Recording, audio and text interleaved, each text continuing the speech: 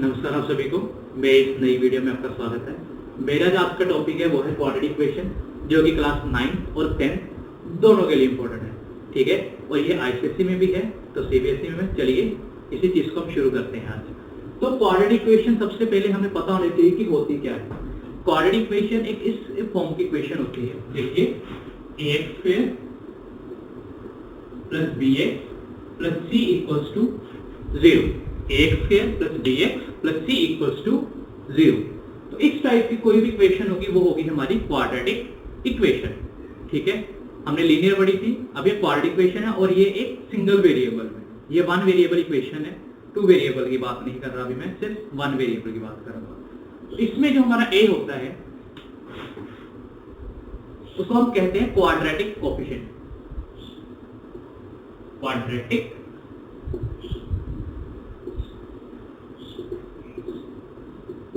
Coefficient, ये हमारा quadratic coefficient होता है।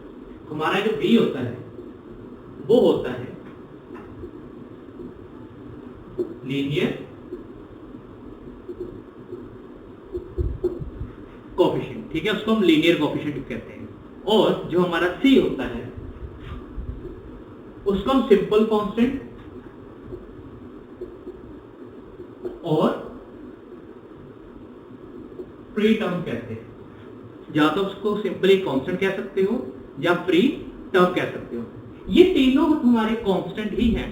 ठीक है, ये वेरिएबल नहीं है, ये कांस्टेंट है। इनकी जो वैल्यू एक बार मिल गई वो फिक्स्ड है। किसके लिए? जो हमारे पास रिक्वायर्ड इक्वेशन होगी उसमें।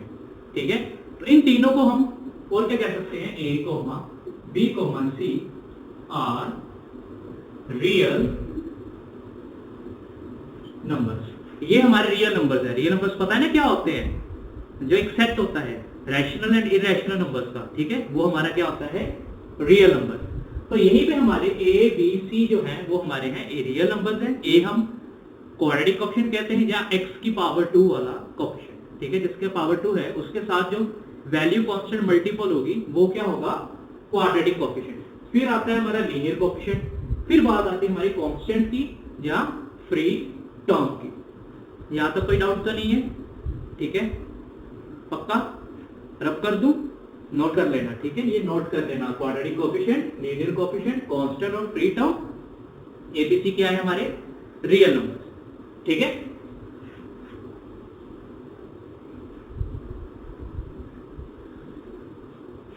अब यहां पे बात करते हैं एक कांस्टेंट अगर 0 हो जाए। फॉर एग्जांपल अगर a 0 हो जाए,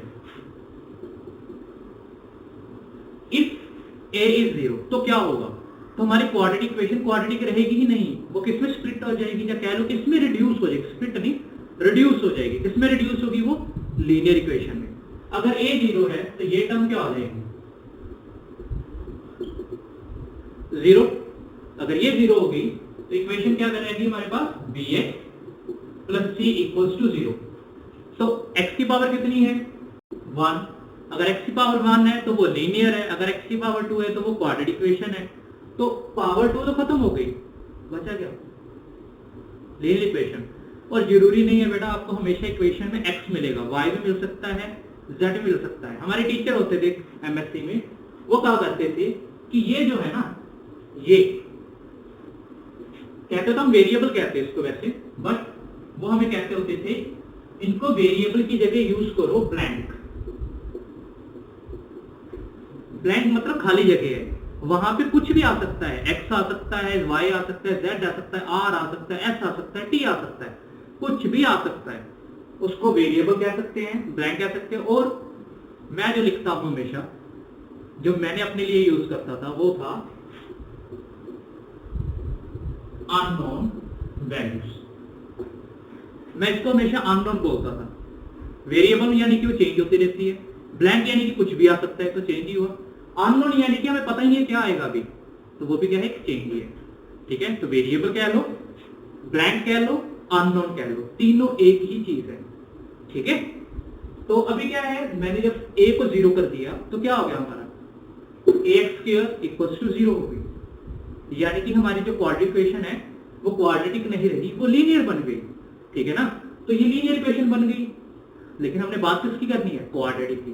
तो ये मैंने क्यों करवाया, ये इसलिए करवाया कि कभी कभार हमें क्वेश्चन आता है कि चेक करो कि जो हमारी रिक्वायर्ड इक्वेशन है, जो आपको गिवन इक्वेशन होगी, क्या वो क्वाड्रेटिक है या नहीं। तो दो इक्वेशन दी होती हैं, माइनस प्लस करते हैं उनको आपस में, ठीक है। एक्स स्क्वायर वाले एक साइड लेके जाते हैं, या कह लो क्वाड्रेटिक वाले एक साइड लेके जाते हैं, लीनियर एक साइड पे रखते हैं, माइनस करते प्लस करते हैं।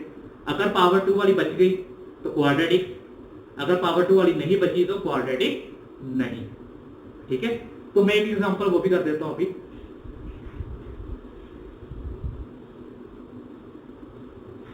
मैंने इक्वेशन ली x प्लस 2 का होल स्क्वायर इक्वल्स टू, कोई एक और इक्वेशन ले ली 2x स्क्वायर प्लस 2x। तो चेक करना है कि ये क्वाड्रेटिक इक्वेशन है या नहीं। तो चेक करते हैं, ये क्या है, a प्लस b का होल स्क्वायर, वो क्या होता है, किसके इक्वल होता है, a square plus 2ab plus b square. तो ये फॉर्मूला हम यहां पे अप्लाई करेंगे, तो क्या बनेगा, x square plus 2 into x plus 2 का स्क्वायर इक्वल्स टू क्या था, 2x स्क्वायर प्लस 2x, यही था ना।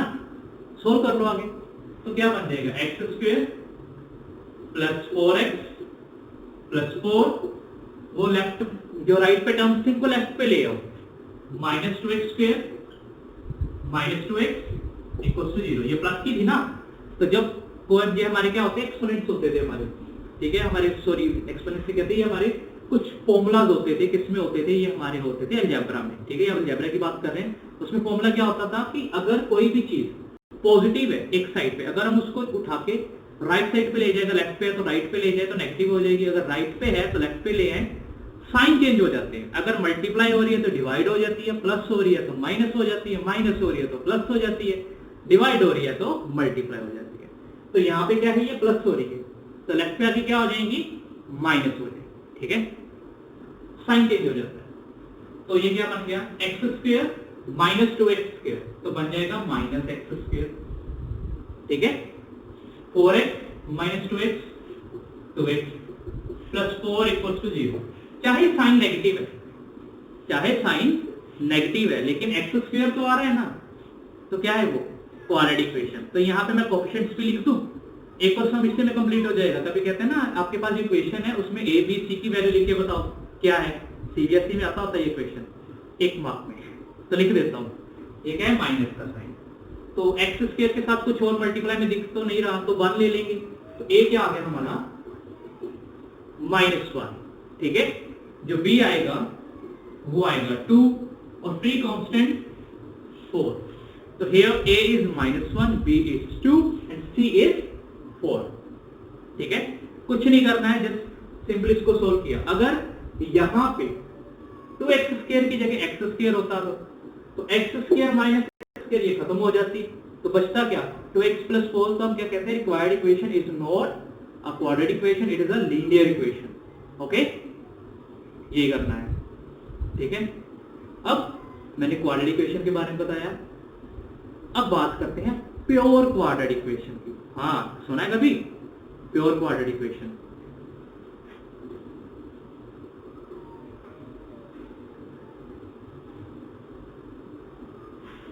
बेटा जो प्योर क्वाड्रेटिक इक्वेशन होती है उसका मतलब होता है कि इसमें जो आपकी इक्वेशन मिलेगी उसमें कोई भी लीनियर एलिमेंट नहीं है। कहने का मतलब, अगर इस जनरल इक्वेशन में, इसको जनरल इक्वेशन बोलते हैं, इस जनरल इक्वेशन में अगर b इक्वल्स टू 0 हो जाए, b 0 हो गया, यानी कि लीनियर पार्ट ही 0 हो गया। इससे क्या इंप्लाइज हो गया, जो bx है वही 0 हो गया, तो bx भी 0 हो गया। अगर bx 0 हो गया, इसका मतलब क्या है, इसका मतलब है कि जो रिक्वायर्ड इक्वेशन हमारी आएगी वो आएगी ax square plus c equals to 0। तो इस टाइप की इक्वेशन को, इस टाइप की इक्वेशन को हम क्या बोलते हैं, इस टाइप की इक्वेशन को बोलते हैं हम प्योर क्वाड्रेटिक। ये होती है हमारी प्योर क्वाड्रेटिक इक्वेशन, ठीक है। प्योर क्वाड्रेटिक में कोई भी लीनियर पार्ट नहीं आता है। तो क्वेश्चन में अगर आपको आ जाए कि जो आपको इक्वेशन दी गई है क्या वो प्योर क्वाड्रेटिक इक्वेशन है या नहीं, तो आपको चेक क्या करना है, क्या उसमें कोई लीनियर पार्ट कैंसिल होता है या नहीं, क्या उसमें लीनियर पार्ट दिया है या नहीं। अगर दिया है तो उसको कैंसिल करने की कोशिश करो, अगर कैंसिल हो रहा है तो प्योर है, अगर नहीं हो रहा तो वो प्योर नहीं है। तो ये है प्योर क्वाड्रेटिक इक्वेशन और क्वाड्रेटिक इक्वेशन में डिफरेंस। प्योर क्वाड्रेटिक में लीनियर पार्ट नहीं आता, क्वाड्रेटिक में लीनियर पार्ट आता है। ठीक है, चलिए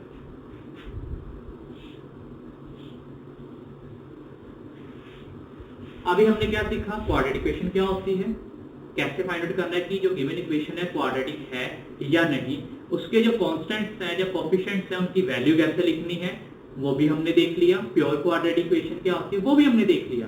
अब बात करते हैं सॉल्यूशंस की। हाँ जी, सॉल्यूशंस की।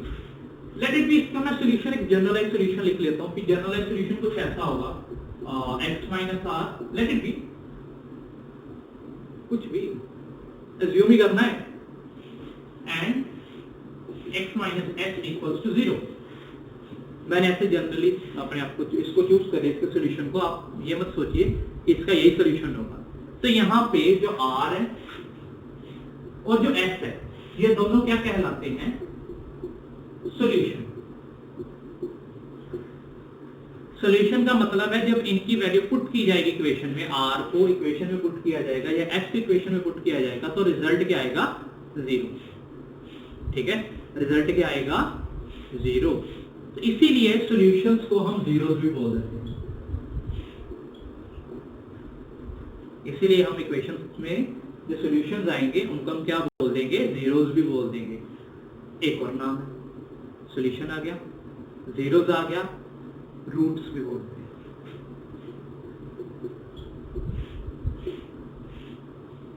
ये जो तीनों नेम है वो तीनों के तीनों सेम है। हम क्या करते हैं 10th में या 9th में मिडिल टर्म स्प्लिटिंग मेथड करते हैं, उसमें हम क्या निकालते हैं, फैक्टर्स निकालते हैं, वो भी क्या आगे रूट्स होते हैं। फैक्टर्स क्या होते हैं, जब वैल्यू पुट की जाए तो रिजल्ट क्या आ जाए, 0 इक्वेशन का। तो एक और नाम लिख लीजिए, फैक्टर्स। कंफ्यूज मत होइएगा, फैक्टर्स में हम सिंपल इस फॉर्म में लिखा रहने देते हैं। ठीक है, सॉल्यूशन में x की value in terms of that constant निकाल लेते हैं, like x equals to r and x equals to s। तो ये नेगेटिव है, इक्वल्स टू 0 ले लेते हैं, तो क्या आ जाएगा, r उधर चला जाएगा, x इक्वल्स टू r आ जाएगा, x इक्वल्स टू s आ जाएगा। ठीक है, तो फैक्टर्स होते हैं कुछ इस टाइप के लिखे हुए। ठीक है, रूट्स भी इस टाइप में लिखते हैं, जीरोस भी इस टाइप में लिखते हैं। सॉल्यूशन में हम डायरेक्ट अगर पूछा जाए कि पूरा सॉल्यूशन निकालो, तब इक्वल्स टू जैसे यहाँ पे 0 पुट किया है वैसे 0 पुट कर देते हैं और वैल्यूज x की इन टर्म्स ऑफ कांस्टेंट निकाल देते हैं। ठीक है, तो यही काम है। ठीक है, ये सॉल्यूशंस के अभी मैंने नाम बताया कि सॉल्यूशन के नाम अलग अलग होते हैं। अब सॉल्यूशन जो क्वाड्रेटिक इक्वेशन होती है उसकी 3 टाइप का सॉल्यूशन होता है। ठीक है, पहले रियल एंड डिस्टिंक्ट। डिस्टिंक्ट मतलब कि दोनों डिफरेंट होंगे, दो ही सॉल्यूशन आएंगे। अगर पावर 2 है तो 2 सॉल्यूशन आएंगे। ठीक है, हो सकता है वो दोनों सॉल्यूशन रियल हो और डिस्टिंक्ट हो, सेम ना हो। दूसरा सॉल्यूशन रियल हो और वो दोनों सेम हो, आइडेंटिकल हो। थर्ड सॉल्यूशन रियल ही ना हो। तो ये हमें पता कैसे चलेगा भाई कि इस इक्वेशन में सॉल्यूशन रियल है, डिस्टिंक्ट है, रियल है, आइडेंटिकल है या रियल ही नहीं है, पता कैसे चलेगा? उसका भी फॉर्मूला है, देखिए।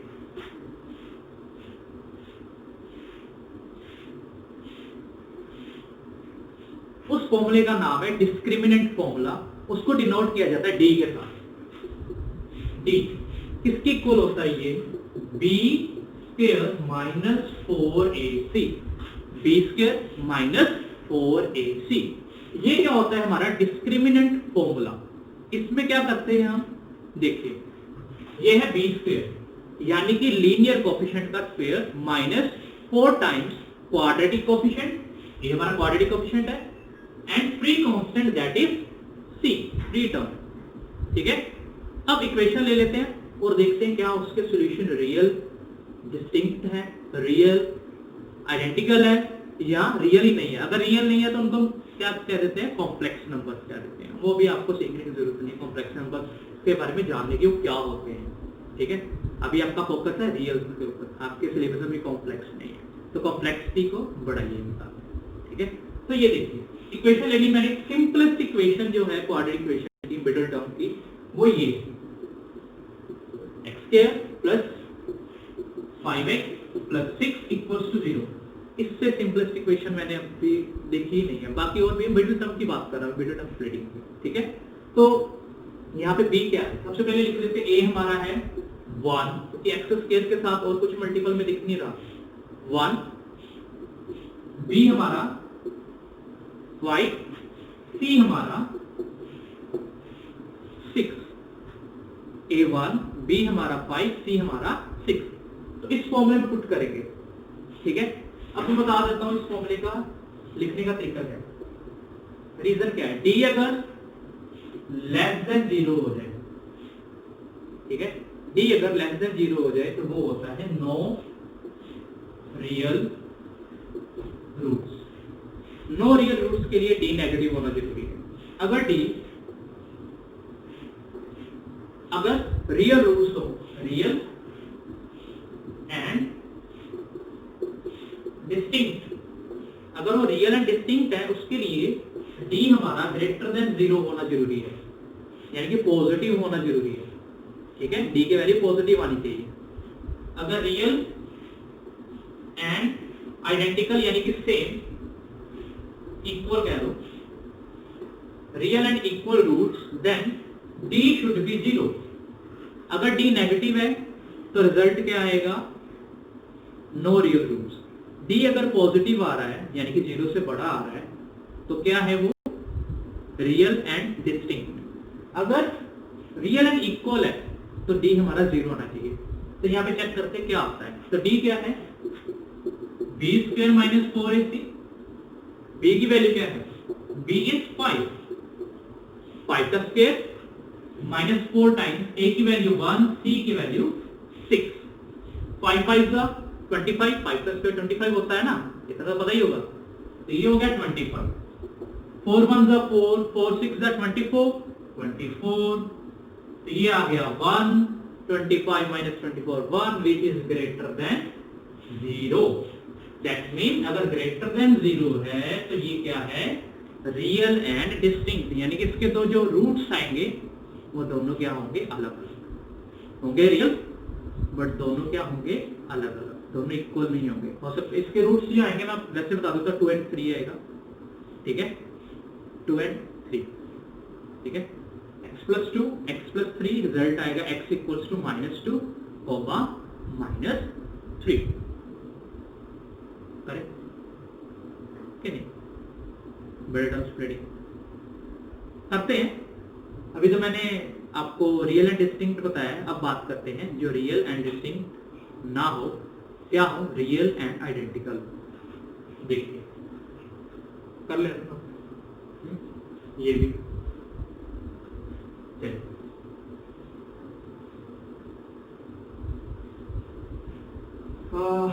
अभी मैं एग्जांपल ले लेता हूँ कुछ ऐसे। देखिए x² plus 4x plus 4 equals to 0। ये है x प्लस 2 का होल स्क्वायर। देख लेना फॉर्मूला पुट करके।